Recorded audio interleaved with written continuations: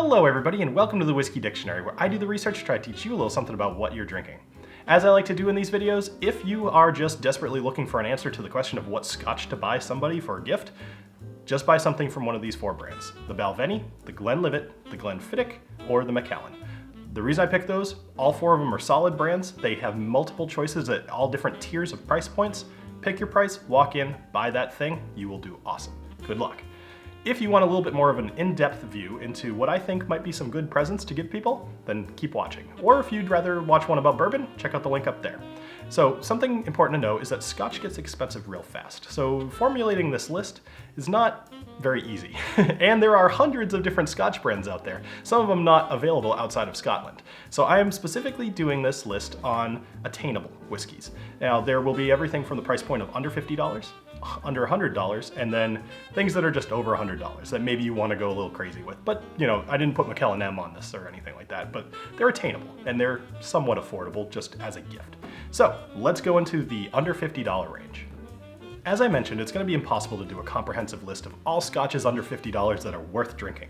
So in this case, I've put together four of them, and I would encourage you guys down in the comments, just throughout this whole video, if you think of a scotch that you think somebody should purchase for a gift, put it down in the comments. Give a rough price point if you happen to know it. If not, then oh well. But I think scrolling through the comments will actually really help future watchers of this video. So help me out and help them out.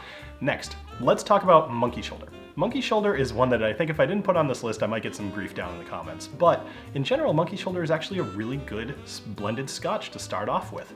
If you happen to have somebody in your life who just graduated college and they're used to drinking whiskey out of a plastic bottle of some sort, teach them a little sophistication.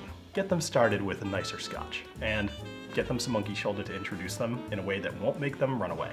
So next, we're going to go on to Glenlivet 12. Now this is one that I've personally gone back to more than a few times. I always find myself ordering this at a bar, and it's often available, so you could actually try it yourself. But Glenlivet 12 is just good. It's got these banana notes, it's fruity, it's got a lot going on for such an inexpensive whiskey. Next, we are going to talk about Glen Moray 12. Now, the reason I put this on this list is this is one I personally recommend to a lot of newer whiskey drinkers because it's fruity, it's smooth, it's tasty, and in general, it's usually undervalued.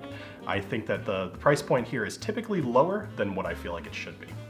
Lastly, let's talk about the Old Pulteney 12. This is great for somebody transitioning from bourbon over to scotch because the scotch spends a lot of time in ex-bourbon barrels, and it gives a kind of a quality that you would typically find in a bourbon, but also mixed with some of the characteristics you'd often find in a scotch.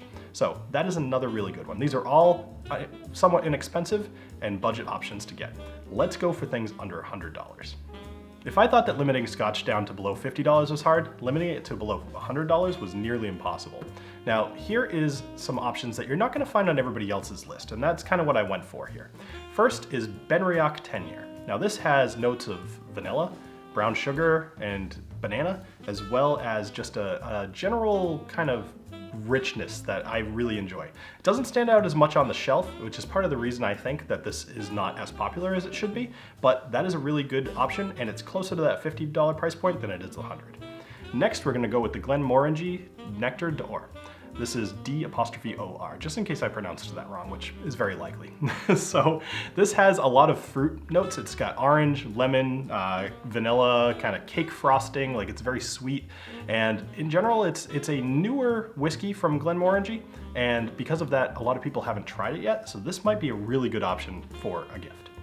Next is one of my personal favorite whiskeys ever, and that's Ardbeg Corryvreckan. Now, something to be aware of here is that this is, although it's not the smokiest in the Ardbeg collection, it is smoky. So if you're gonna buy this for somebody, make sure that they've been drinking whiskey for a little while, because there's a saying that says all roads lead to Islay, which means everybody who's been drinking whiskey for a really long time inevitably ends up at smoky scotches.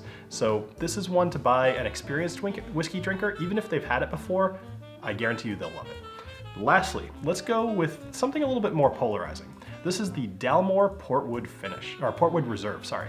This is, as I mentioned, the brand itself is a little polarizing. Some people who drink a lot of whiskey don't necessarily like Dalmore, others do. So I'm gonna go on the side that does, because personally I really like this expression specifically from Dalmore.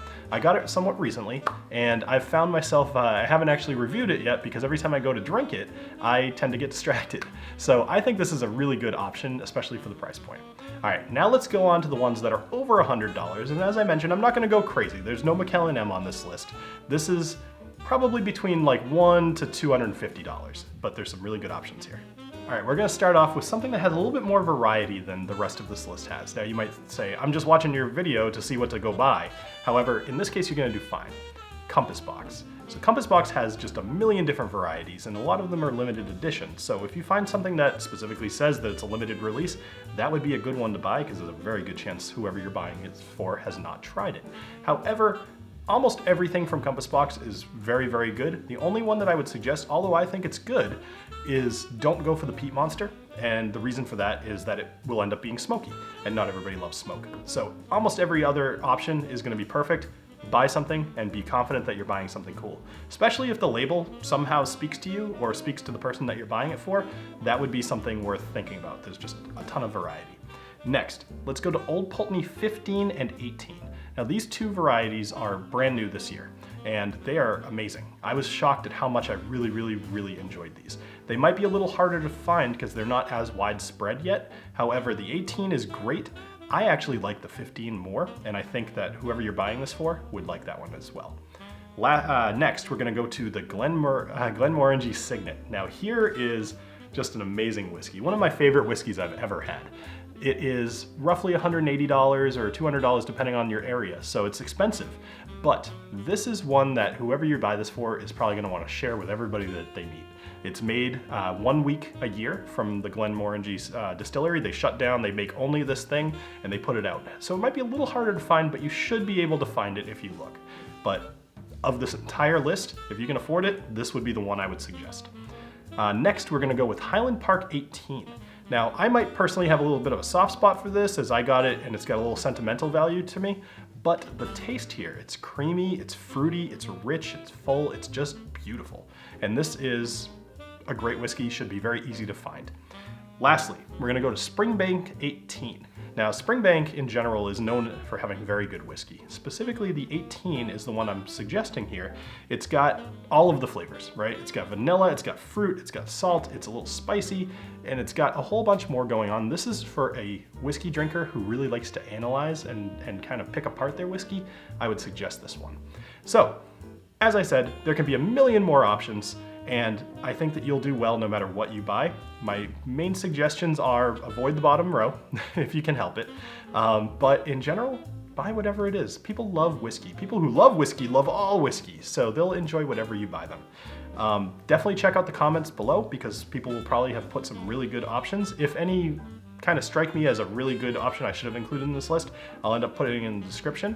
But that's about it. So thank you for joining me here on the Whiskey Dictionary. Please make sure to check out my website, thewhiskeydictionary.com. And other than that, I hope whoever you buy this for really enjoys your pick. Thanks.